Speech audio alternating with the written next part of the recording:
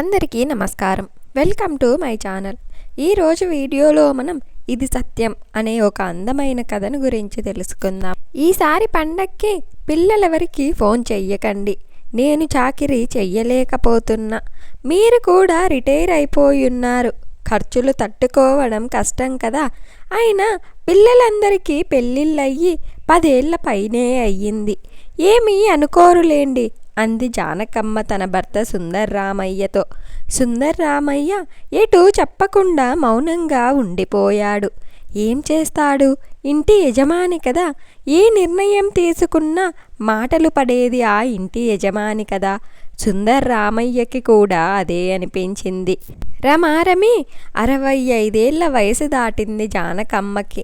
ఇప్పుడు ఇంకా కష్టపెట్టడం ఏమిటి అనుకున్నాడు. సుందర్రామయ్యకి 4 ఆడపిల్లలే. అందరికీ పెళ్ళిళ్ళయ్యి పిల్లలతోటి భాగ్యనగరంలో కాపురాలు చేసుకుంటున్నాడు. ఎవరికి ఏ లోటు లేదు. సుందర్రామయ్య మటుకు ఉన్న ఊరిలో సొంత ఇంట్లోనే ఉంటూ భార్యతో కాలక్షేపం చేస్తూ ఉంటాడు. జానకమ్మ ఆరోగ్యం అంతగా బాగుండదు. అయినా ఏ పండుగకి పిల్లల్ని పిలవకుండా ఉండరు. ఈ వీడియో చూసే ముందు ఒక లైక్ చేసి స్టోరీ చివరి వరకు చూసి ఎలా ఉందో కామెంట్ చెయ్యండి. మీరు చేసే ఒక లైక్, ఒక కామెంట్ వలన మరిన్ని ఇంట్రెస్టింగ్ వీడియోస్ చెయ్యాలనిపిస్తుంది. ఈసారి జానకమ్మ ఎందుకు అలా చెప్పింది? అలా ఎప్పుడూ చెప్పలేదు. సుమారు 50 సంవత్సరాల నుంచి చాకిరీ చేసి అలసిపోయింది జానకమ్మ. ఏమిటో రేపొకసారి జానకమ్మని డాక్టర్ దగ్గరికి తీసుకొని వెళ్ళాలని సుందర్రామయ్య అనుకుంటూ ఉండగా ఇంతలో పిల్లల దగ్గర నుంచి గ్రూప్ కాల్ వచ్చింది. పిల్లలందరూ తల్లిని తండ్రిని కుశల ప్రశ్నలు వేసి మేమందరము కార్లలో బయలుదేరి భోగి పండగకి 2 రోజులు ముందుగా మన ఇంటికి వస్తాము అని పిల్లలు చెప్పేశారు. ఆడపిల్లలు కదా, పుట్టింటికి పరుగులు పెట్టాలని మనసెప్పుడూ ఉవ్విళ్ళూరుతూ ఉంటుంది. అలా చెప్పేసరికి జానకమ్మ గుండెల్లో రాయి పడింది. ఇంతకీ అమ్మ ఆరోగ్యం ఎలా ఉంది అని ప్రశ్నించేసరికి బాగానే ఉందని జానకమ్మ, సుందర్రామయ్య సమాధానమిచ్చారు. ఆ తర్వాత వాళ్ళు చెప్పిన మాటలు సుందర్రామయ్యకి మనసుకి సంతోషాన్నిచ్చాయి. ఈసారి అమ్మ వంటింట్లోకి రావనక్కర్లేదు. మేము 4 కలిసి ఇంటి పనులు, వంట పని చేస్తాం. ఏ పని చెయ్యనక్కర్లేదమ్మా అంటూ అందరూ ముక్తకంఠంతో చెప్పారు. తల్లిదండ్రులకు పిల్లలు వస్తున్నారంటే సంతోషమే కానీ ఇప్పటి వాళ్ళ ఆరోగ్య పరిస్థితులు భయంకరంగా ఉంటున్నాయి. ఎవరికైనా సరే డబ్బుకు సమస్య లేదు, కానీ వంటింట్లో చొరబడి నాలుకకి రుచికరంగా 4 రకాలు చేసుకునే శక్తి పెద్దవాళ్ళకి రాను రాను సన్నగిల్లిపోతోంది.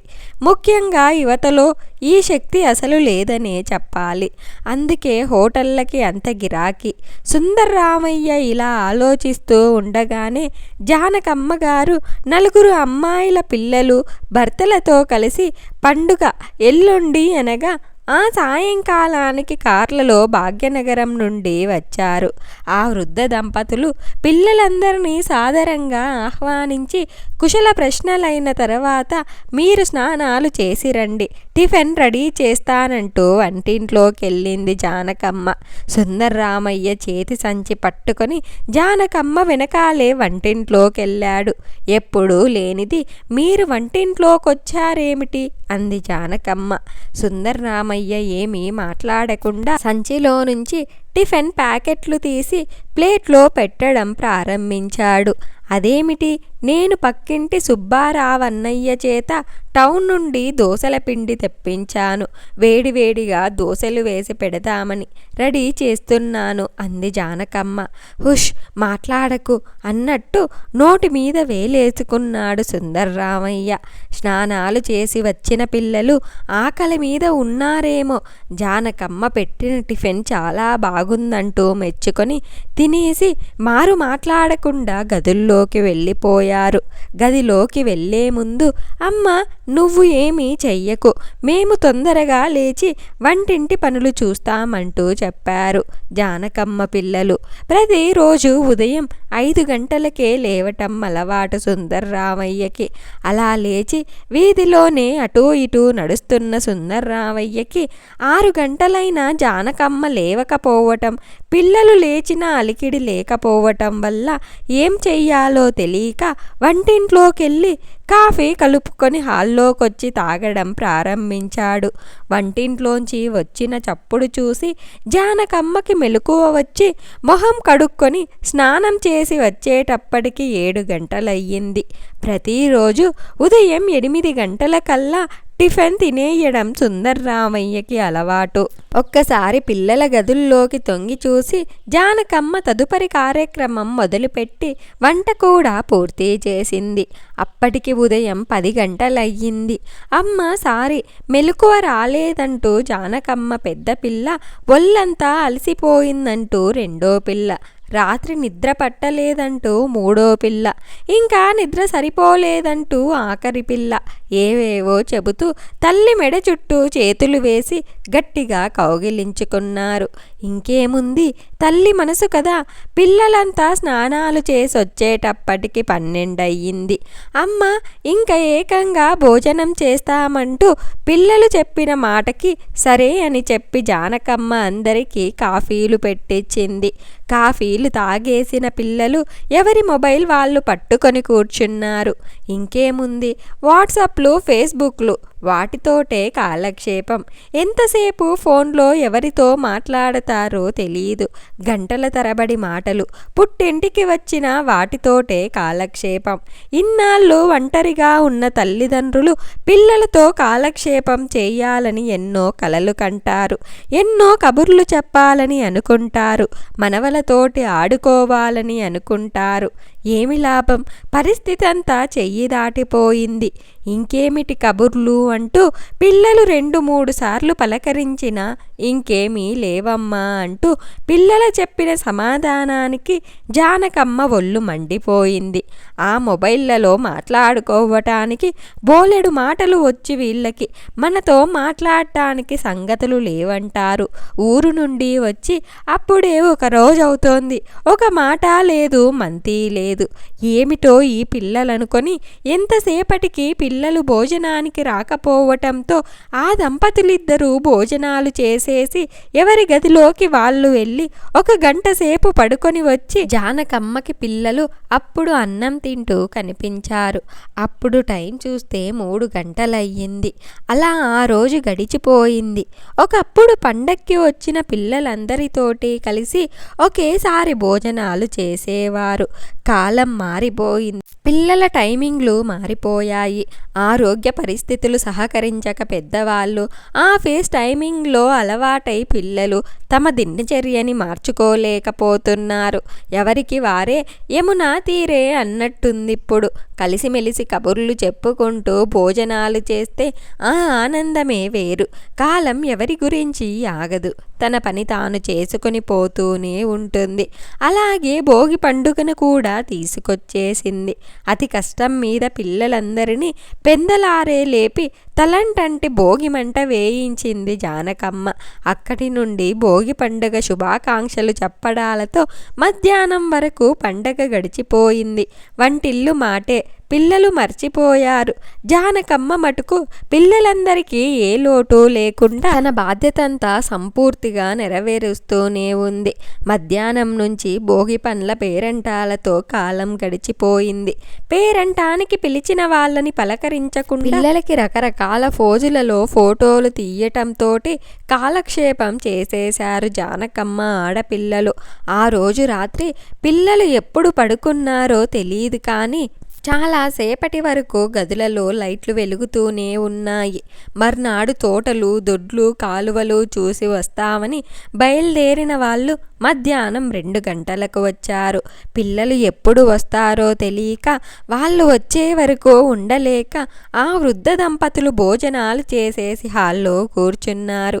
ఏమమ్మా ఇంత ఆలస్యం అయ్యిందని అడిగిన జానకమ్మకి అందరం కలిసి ఫోటోలు తీసుకున్నాం, మీరు కూడా వస్తే బాగుండేదని అడిగిన పెద్ద పిల్ల మాటలకి ఏడవాలో నవ్వాలో తెలియలేదు జానకమ్మకి. పిల్లలు రావటం, భోజనాలు చేయటం, ఆ తర్వాత తర్వాత కాసేపు విశ్రాంతి. సాయంకాలం మళ్ళీ అమ్మవారు గుడి దగ్గరే జరిగే జాతరకి తయారయ్యి వెళ్ళిపోయారు. జాతర నుండి తిరిగి వచ్చి ఆ జాతరలో తీసిన వీడియోలన్నీ తల్లికి చూపించి మురిసిపోయారు. ఊరంతా తిరిగి వచ్చి అలసిపోయిన పిల్లలు మర్నాడు మళ్ళీ మామూలుగానే 10 గంటలకు లేచారు. అక్కడి నుంచి రేపే మా ప్రయాణం, మళ్ళీ ఎప్పుడు వస్తామో, నీ మీద నాన్న మీద చాలా బెంగగా ఉంటుంది. మీరిద్దరూ ఇక్కడ ఒంటరిగా ఉంటున్నారు. పిల్లల రోజు అమ్మమ్మ తాతయ్య దగ్గరికి వెళ్ళిపోదామంటారు.